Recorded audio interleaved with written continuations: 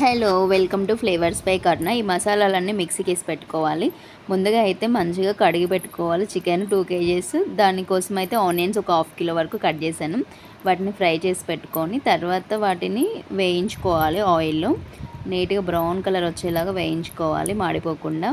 తర్వాత అల్లం వెల్లుల్లి పేస్ట్ వేసుకోవాలి. అల్లం వెల్లుల్లి పేస్ట్ ఒక 2 స్పూన్స్ వేసాను. మీరు తీసుకునే క్వాంటిటీని బట్టి చూసి వేసుకోండి. ఇక్కడైతే 2 కేజీస్ చికెన్ వాడుతున్నాము. నెక్స్ట్ వచ్చేసి పసుపు, ఇంకా సాల్ట్ కూడా యాడ్ చేస్తున్నాను. నీట్గా రెండింటిని వేసుకున్న తర్వాత ఒకసారి మిక్స్ చేసుకోవాలి. నెక్స్ట్ వచ్చేసి కారం కూడా వేసుకోవాలి. ఒక చిన్న బౌల్తో తీసుకున్నాను నేను కారం అయితే. మసాలా ఆల్రెడీ వేయించి పెట్టుకున్నాం కాబట్టి ఆ మసాలా కూడా యాడ్ చేసుకోవాలి దీంట్లోనే. మెయిన్ మసాలాతోటి ఈ బిర్యానీకి ఫ్లేవర్ వచ్చేస్తుంది. దీంట్లో ఏమేమి వేస్తాం మసాలా అంటే ఆల్రెడీ గరం మసాలాకి సంబంధించినవి అన్నీ ఉంటాయి కాబట్టి అవన్నీ వేసుకోవాలి. నెక్స్ట్ నీట్గా కలిపేసుకున్న తర్వాత మనము కలిపేటప్పుడు జాగ్రత్తగా కలపండి, బోన్స్ లాంటివి అని ఉంటే కుచ్చుకుంటాయి. నెక్స్ట్ వచ్చేసి నిమ్మరసం తీసుకోవాలి. నేనైతే 4 to 5 తీసుకున్నాను నిమ్మరసము. నిమ్మరసం కూడా మంచి ఫ్లేవర్ ఉంటుంది కాబట్టి అది కూడా యాడ్ చేసుకోవాలి. నెక్స్ట్ వచ్చేసి పెరుగు తీసుకోవాలి. పెరుగు నేనైతే కప్ తోటి 2 కప్స్ తీసుకున్నాను. ఎందుకంటే పెరుగు ఉండడం వల్ల గ్రేవీ కూడా బాగుంటుంది. పెరుగు కొంచెం తక్కువ వేస్తే గ్రేవీ అనేది తక్కువగా ఉంటుంది. మనకి రైస్కి సరిపడా గ్రేవీ ఉండాలి కాబట్టి కొంచెం 2 కప్స్ తీసుకున్నాను. నెక్స్ట్ వచ్చేసి కొత్తిమీర యాడ్ చేసుకోవాలి. ఇంకా కొంచెం పుదీనా కూడా యాడ్ చేసుకోవాలి. ఇవి రెండింటిని యాడ్ చేసుకొని కలిపెట్టుకోవాలి.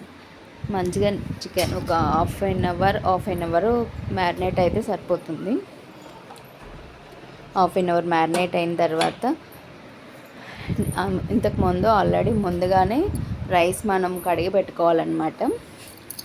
ఒక 2 కేజెస్ చికెన్కి 2 కేజెస్ రైస్ కడిగి పెట్టేసుకున్నాను పక్కన. ఎందుకంటే ఒక హాఫ్ అన్ అవర్ ముందు కడిగి పెట్టుకుంటే అది మంచిగా నానుతుంది కాబట్టి. దీంట్లో అయితే మనం ఇప్పుడు ఆయిల్ వేసుకున్నాము. ఆనియన్స్ వేపినప్పుడు మిగిలిపోయిన ఆయిల్ ఉంటుంది కదా, దాన్ని వేసాను. అది సరిపోకపోతే ఇంకా కొంచెం కూడా యాడ్ చేసుకోవాలి. మనకి ఇక్కడ అయితే కలర్ చేంజ్ అవుతుంది ఆయిల్ వేసిన తర్వాత. ఇంకా సరిపోలేదు, ఇక్కడ నేను కొంచెం ఎక్స్ట్రా యాడ్ చేశాను. నెక్స్ట్ వచ్చేసి అది ఇలా నీట్గా కలిపెట్టేసుకొని ఒక పక్కకు పెట్టుకోవాలి. తర్వాత మనం వాటర్ ఒక స్టవ్ ఆన్ చేసేసి వాటర్ కూడా పెట్టేసుకోవాలి. ఇప్పుడైతే కలిపేసుకొని పక్కన పెట్టుకుంటున్నాను నేనైతే చికెన్ని. మనం ఎంత బాగా కలిపితే అంత బాగా మ్యారినేట్ అవుతుంది అన్నమాట. నెక్స్ట్ వచ్చేసి కొంచెం ఆయిల్ తక్కువ అయినట్లుంది, మళ్ళీ యాడ్ చేస్తున్నాను. ఇంకా మనం బోన్స్ ఇవన్నీ కొచ్చుకోకుండా చూసుకోవాలి. ఎందుకంటే అవి చేతికి తగులుతూ ఉంటాయి కాబట్టి కలుపుతున్నప్పుడు చాలా జాగ్రత్తగా కలపాలి. కలిపే విధానాన్ని బట్టి చికెన్ కూడా చాలా బాగా జ్యూసీగా గ్రేవీ మంచిగా వస్తుంది అన్నమాట. మీరు కలిపేటప్పుడు చాలా జాగ్రత్తగా కలపండి. ఇక్కడైతే 2 కేజెస్ రైస్ కడిగేసి పెట్టుకుంటున్నాను. తర్వాత వాటర్ కూడా తీసుకొని దాంట్లో సాల్ట్ యాడ్ చేస్తున్నాను. వాటరులో సాల్ట్ ఎంత వేయాలి అంటే మీరు ఒకసారి వేసిన తర్వాత టేస్ట్ చేసి చూడండి, అప్పుడు తెలుస్తుంది. కొంచెం ఉప్పుగా తగులుతుంది కాబట్టి దీంట్లో బిర్యానీ ఆకు, లవంగాలు, యాలకులు, దాల్చిన చెక్క కొంచెంగా వేసాను, ఎందుకంటే ఫ్లేవర్ కోసము. అవి కొంచెం బాయిల్ అయిన తర్వాత మీకు ఇష్టం ఉంటే తీసేసుకోండి, లేకపోతే ఉంచుకోండి, ఏం కాదు, పర్లేదు. దీంట్లో ఇప్పుడైతే బాయిల్ అయినాక మనం రైస్ అయితే యాడ్ చేసినాము. రైస్ యాడ్ చేసిన తర్వాత మళ్ళీ ఒకసారి కలుపుకోవాలి. జాగ్రత్తగా వేయండి, బాగా హీట్ ఉంటుంది కాబట్టి. చూడండి పొగలు వస్తుంది. ఒక 10-15 మినిట్స్లో మనకి రైస్ అయితే ఒక 80 to 90% ఉడికిపోతుంది. ఇదైతే కొంచెం ఎక్కువగానే ఉడికింది. 70% ఉడికినా సరిపోతుంది. మీకు మరీ పలుకుగా ఇష్టం లేకపోతే నార్మల్గా ఉడికించుకోండి. ఇప్పుడైతే మనము ఉడికించిన తర్వాత రైస్ ఆల్రెడీ మ్యారినేట్ చేసి పెట్టుకున్నటువంటి చికెన్ మీద రైస్ వేసుకోవాలి.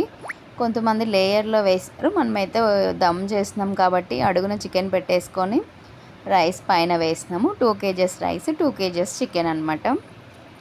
మంచిగా వేసుకొని మిగిలిన కొన్ని ఆనియన్స్, ఫ్రైడ్ ఆనియన్స్ దీని మీద రైస్ మీద వేసుకోవాలి.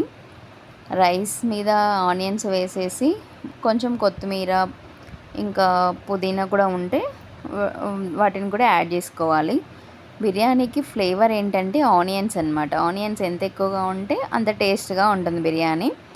ఇందులో కొత్తిమీర, పుదీనా కూడా చాలా ఫ్లేవర్ కాబట్టి బాగుంటుంది. నెయ్యి నెయ్యి కూడా కావాలి. హోమ్మేడ్ నెయ్యి అయితే ఇంకా బెస్ట్. మన దగ్గర ఉంది ఇంట్లోనే. నెయ్యి కూడా యాడ్ చేస్తున్నాను. ఒక గ్లాస్ అయితే నెయ్యి యాడ్ చేస్తున్నాను. ఇంకొచ్చేసి ఇప్పుడు మనం దమ్ చేయడం అయిపోయింది. ఒక 40 మినిట్స్లో దమ్ అయితే అయిపోయింది. మన బిర్యానీ కూడా రెడీ అయిపోయింది. ఇంట్లోనే ఈజీగా ఇలా బిర్యానీ అయితే చేసుకోవచ్చు. మనం సర్వింగ్ బౌల్లోకి తీసేసుకుందాం బిర్యానీని. ఇలా చూస్తుంటేనే తినాలి నోరూరేలా ఉంది కదా బిర్యానీ.